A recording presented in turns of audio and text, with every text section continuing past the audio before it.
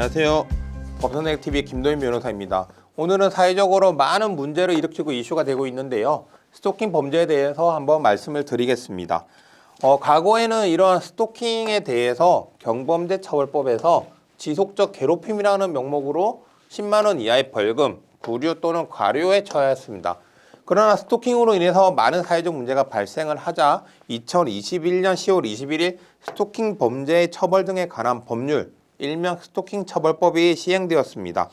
이 스토킹 처벌법의 내용을 보시면 스토킹 행위란 상대방의 의사에 반해서 정당한 이유 없이 접근하거나 따라다니거나 혹은 주거나 직장 등에 기다리거나 지켜보는 행위, 그리고 우편, 전화, 팩스 또는 컴퓨터를 이용해서 이러한 영상이나 그림 이런 것들을 도달하게 하는 행위, 또는 직접 또는 제3자를 통해서 주거 등에 물건을 두는 행위, 그 물건을 훼손하는 행위 등을 스토킹 행위라고 규정을 하고 있고요.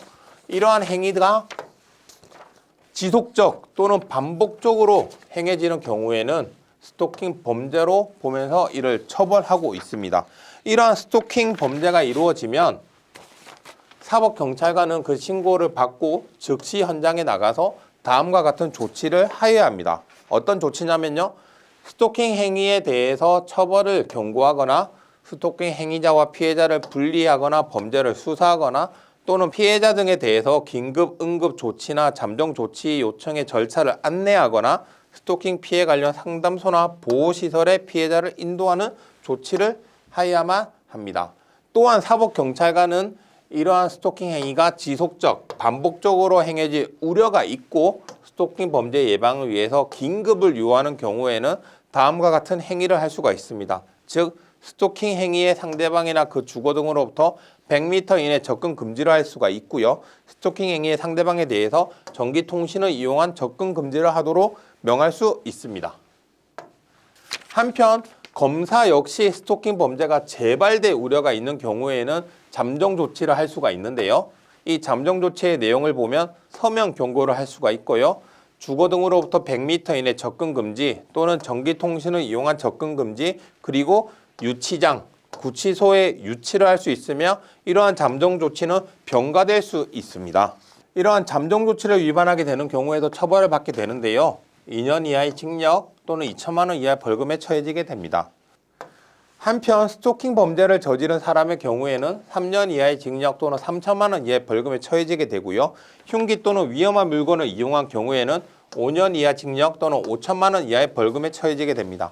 다만 이러한 스토킹 범죄는 피해자가 구체적으로 밝힌 의사에 반해서 공소를 제기할 수 없다. 즉 폭행죄와 같이 반의사 불벌죄로 규정이 되어 있는데요.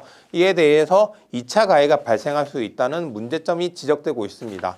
이러한 스토킹 범죄에 대해서는 스토킹 행위를 지속적, 반복적으로 해야 된다고 규정하고 있는데 그 지속적, 반복적이 과연 어떤 기준을 가지고 있는지 법 해석이 모호하다는 문제점도 지적되고 있습니다. 이에 대해서는 결국 판례가 해석례를 만들 수밖에 없는데요. 그 판례 해석례를 몇 가지 살펴보도록 하겠습니다. 첫 번째 판례입니다. 첫 번째 판례에서는 약 10일에 걸쳐서 피해자의 집에 찾아가거나 피해자를 기다리거나 피해자에게 전화통화를 시도하는 듯 반복적으로 스토킹 행위를 하였다고 공소가 제기되었는데요. 이 사건은 피해자를 이 스토킹 행위자가 살해함으로써 스토킹 및 살인의 죄로서 징역 35년을 선고받았습니다. 두 번째 사례에서는 총 131회에 걸쳐서 피해자의 주거에서 기다리거나 지켜보는 등의 행위를 했는데요. 이 경우에 스토킹 및 주거 침입 등으로 인해 징역 1년의 수감명령 40시간이 선고되었습니다.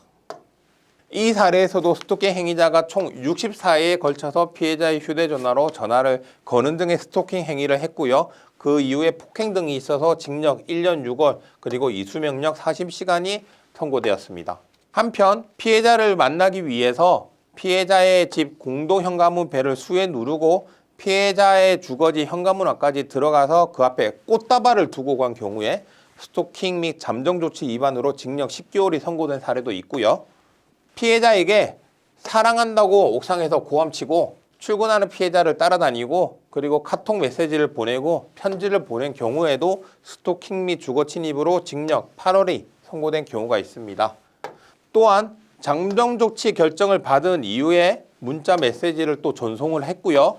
그리고 나서 보이스톡 전화를 한 경우에 잠정조치 위반으로 벌금 300만 원이 선고된 케이스가 있고요. 이 경우에도 잠정조치 결정을 받았지만 피해자에게 총 17회에 걸쳐서 메시지를 전송을 하고 총 25회에 걸쳐서 피해자의 의사에 반해서 피해자에게 전화를 하고 현관문을 두드리고 배를 누린 경우에 징역 6월에 선고된 경우가 있습니다.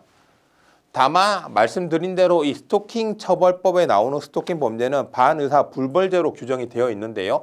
총 51회에 걸쳐서 피해자에게 문자 등을 보낸 경우에 스토킹 범죄가 인정이 됐지만 피해자와 합의를 해서 공소가 기각된 사례도 있습니다. 네, 여러 가지 판례 사례를 보면서 이 스토킹 범죄가 얼마나 중대한 범죄이고 또 처벌을 강하게 받는지 알아보았습니다. 이러한 스토킹 범죄는 보통 헤어진 연인 사이에 많이 발생을 하는데요. 헤어지고 나서 본인의 진심을 전달하기 위해서 접근한 것이 스토킹이 되는 경우도 있고 아무 생각 없이 술 취해서 전화한 것이 스토킹 범죄가 되는 경우도 있습니다. 이와 같이 스토킹 범죄로 인해서 혹시 어려움을 겪고 계시다면 저희 법률사무소 율쌤을 찾아주시면 저희가 그 해결책을 찾아드리도록 하겠습니다. 감사합니다.